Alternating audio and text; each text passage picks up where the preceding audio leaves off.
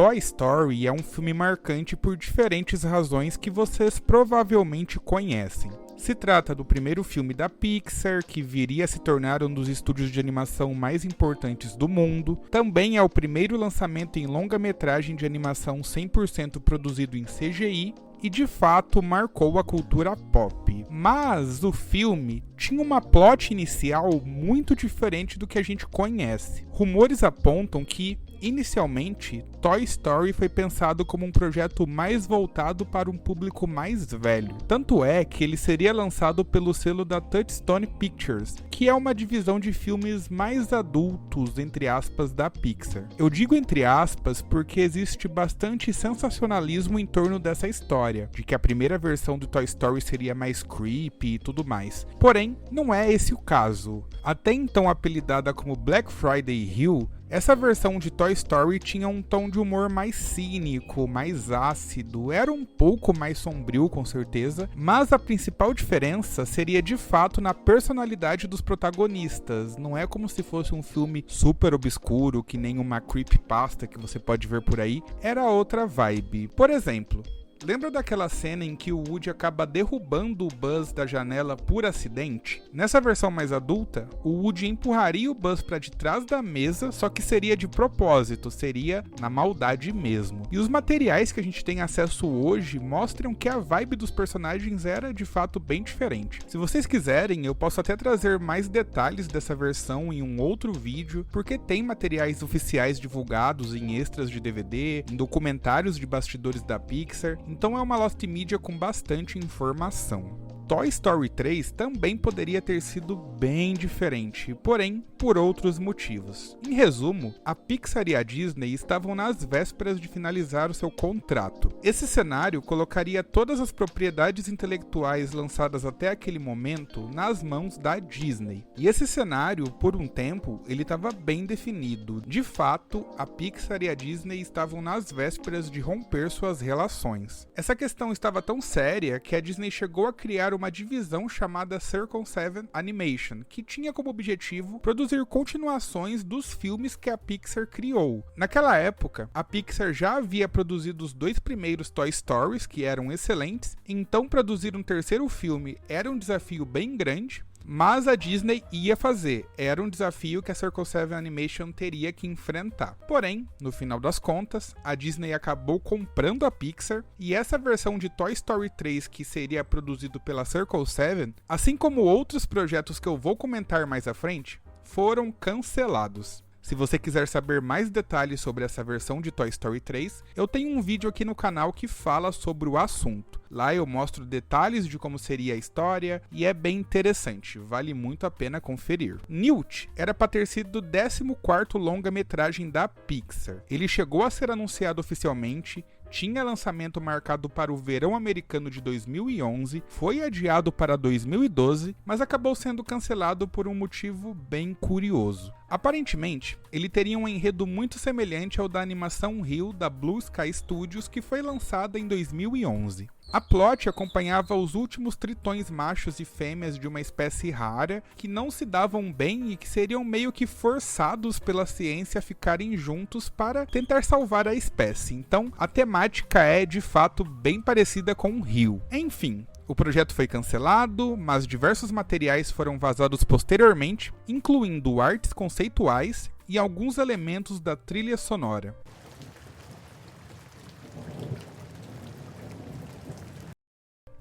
Voltando para aquele período em que a Disney criou a Circle 7 Animation para assumir a sequência de algumas obras da Pixar, temos outro caso interessantíssimo de uma continuação não realizada de Monstros S.A.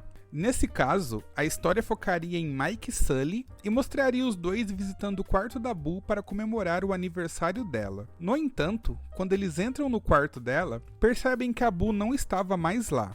A Boo tinha se mudado para uma outra casa e, para piorar a situação, Mike e Sully ficariam presos no mundo humano. Então o filme seguiria com ambos se aventurando em nosso mundo em busca tanto da Boo quanto de algum caminho para voltarem para o mundo dos monstros. O script também aponta que o Mike e a Célia iriam se casar, então eles também teriam que voltar a tempo para esse evento, e eu não sei vocês, mas eu achei essa plot muito legal. Me soa bem divertido, eu adoraria ver uma sequência de Monstros S.A. com essa história, porque acho o primeiro filme um show de criatividade, e esse não soa tão inovador quanto o primeiro, mas ele me parece no mínimo interessante. Enfim, há diversas artes conceituais desse projeto na internet, então dá para ter uma ideia de como seria, mas ainda assim é um material um pouco limitado.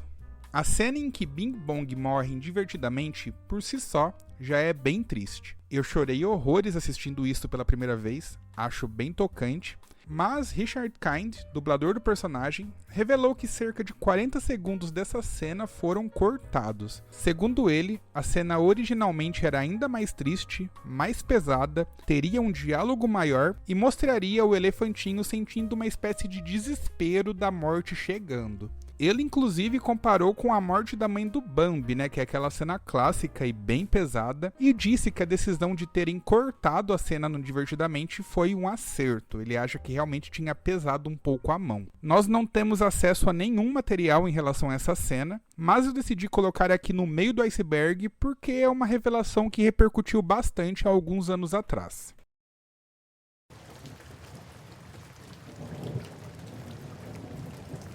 Muitos talvez não saibam, mas no final dos anos 80 e início dos anos 90, a Pixar decidiu trabalhar produzindo comerciais para empresas de diferentes segmentos, com a ideia de financiar a empresa, construir um know-how e, em resumo, ganhar dinheiro mesmo. Foi assim até 1996, depois que o primeiro Toy Story já havia sido lançado e foi de fato um sucesso. E bom, sobre os comerciais, a gente está falando aqui de dezenas de peças diferentes. Muitas delas eram lost medias e foram encontradas posteriormente. A maior parte delas veio de gravações em VHS. Ao mesmo tempo, tem alguns ads que estão completamente perdidos. Tem aquela cena do Toy Story 3 em que os brinquedos estão zapeando os canais de TV procurando o Homem-Galinha, que várias daquelas cenas que aparecem na televisão são de comerciais desenvolvidos pela Pixar, é um easter egg, mas enfim, simplesmente não dá para falar sobre todos aqui. Se vocês estão curiosos e querem mais informações, eu recomendo que acessem a página do Lost Media Week sobre o assunto, porque lá tem tudo explicado com detalhes, tem bastante material legal e vale muito a pena. Carros 3 foi considerado uma boa evolução em relação ao Carros 2, que foi uma sequência um pouco mais fraca, digamos assim. Assim como diversos filmes da Pixar, Carros 3 também teve muitas cenas da primeira versão que foram cortadas, mas quase todas essas cenas foram inseridas como material extra da versão em home video do filme. Porém, tem uma delas que não está disponível em lugar nenhum. No caso, eu estou me referindo a uma cena de flashback que mostraria o Relâmpago McQueen competindo com o Doc Hudson antes do mesmo acabar desmaiando e morrendo. Assim como a questão do Bing Bong do Divertidamente, essa cena do Carros 3 também foi considerada muito deprimente para crianças. Mas outro motivo provável que pode ter influenciado nessa retirada foi o contexto que envolve os dubladores dos personagens. Paul Newman, por exemplo, que dublou o Doc Hudson, ele faleceu em 2008. Em 2007, o Owen Wilson também passou por crises bem intensas e quase trágicas de depressão. Estou falando assim por conta das restrições do YouTube, mas eu acredito que vocês entenderam. Enfim, a Pixar pode ter escolhido retirar essa cena justamente para não gerar nenhum gatilho para os envolvidos na produção, e por isso é bem provável que esse material nunca seja divulgado. Ainda na temática de carros, existe um episódio perdido de Tales from Radiator Springs, que é uma série que apresentava curtas que se passavam dentro do universo do filme. O episódio em questão se chama To Protect and Serve. Ele iria ao ar no ano de 2015, ele chegou a ser anunciado na D23 de 2013, mas nenhuma cena do curta foi divulgada, existe uma foto oficial, porém é a única coisa que a gente tem, e depois foi lançado um livro infantil ilustrado que teriam cenas desse episódio. Especula-se que a história desse livro é a história que teria na animação, mas não tem nada confirmado. Outra Lost Media bem interessante é o Made in Point Hitmont, que é um DVD que a Pixar produziu exclusivamente para os funcionários e que continha uma seleção de conteúdos não cinematográficos produzidos pelo estúdio. Inclusive, grande parte dos comerciais que foram encontrados e que apareceram anteriormente no vídeo foram retirados desse DVD. E por ser um DVD institucional, ele também contava com curtas exclusivos, imagens de bastidores, filmagens das confraternizações da empresa, além de diversos materiais de pré-produção dos filmes. É uma mídia incrível para quem é fã do estúdio, porém, ela permaneceu totalmente perdida por muito tempo, e felizmente, em 2018, um usuário do fórum da Lost Media Week publicou uma cópia desse DVD na internet. E hoje é até bem fácil de encontrá-lo, apesar de ser uma mídia que pouca gente conhece.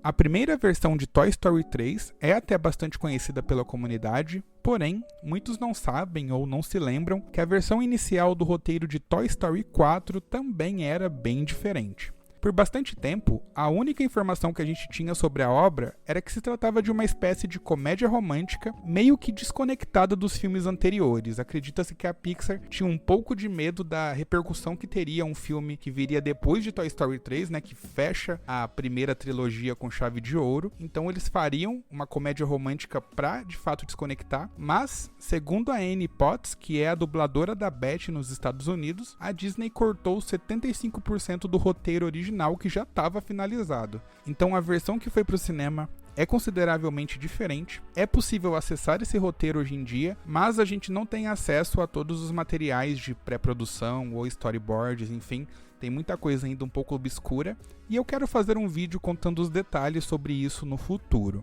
Vale dizer que o Toy Story 2 também passou por essa mesma situação, ou seja, todos os filmes dessa franquia tiveram uma primeira versão descartada, o que é bem curioso.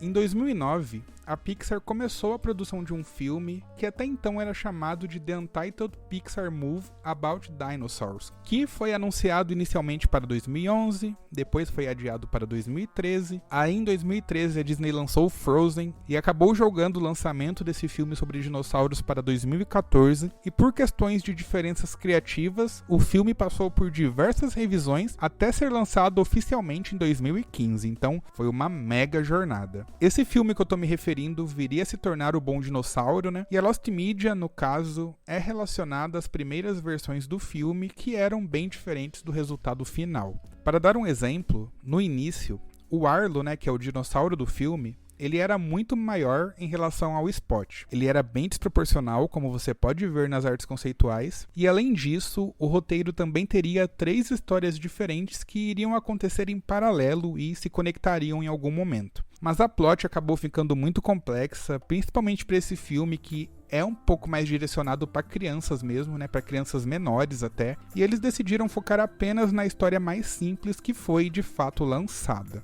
Além do mais, no ano de 2013, foi exibido um vídeo de teste da animação lá na D23. Esse material também é uma mídia que ilustra bem essas diferenças, porém ela se encontra totalmente perdida.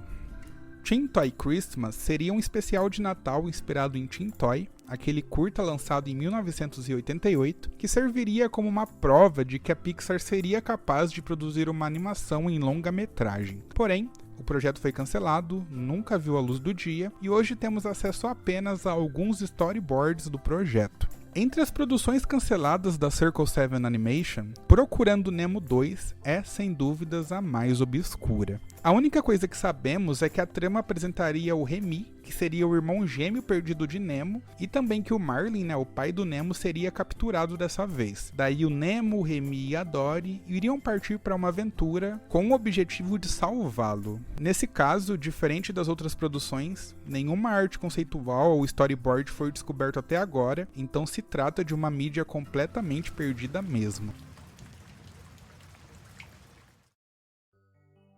Wall-E é meu filme favorito da Pixar, mas ele também teve uma concepção bem diferente do resultado final. O Andrew Stanton, que é o diretor do filme, ele teve a ideia inicial da obra durante um almoço em 1994. Inicialmente chamado de Trash Planet, a ideia permaneceu na gaveta por um tempo, até 2003, que foi quando o Stanton reuniu uma equipe para trabalhar nessa história. O interessante é que a produção teve seu início entre 2004 e 2005, e foi nessa época que eles desenvolveram o primeiro ato do filme. Aquele que mostra o Wall-E explorando a Terra inabitada, quase como um filme mudo. Toda essa sequência foi desenvolvida desde o começo e ela se manteve basicamente inalterada na versão final. Porém, os outros 2 atos do filme, aí sim seriam bem diferentes do que a gente conhece. A ideia era fazer uma trama inspirada em Spartacus, onde alienígenas sem ossos, verdes e transparentes travariam uma guerra. Aí no final do filme teria um plot twist de que uma dessas raças seriam, na verdade, seres humanos deformados pela degradação do tempo. Enfim, era uma ideia complexa demais, eu mesmo estava lendo aqui e não entendi muito bem,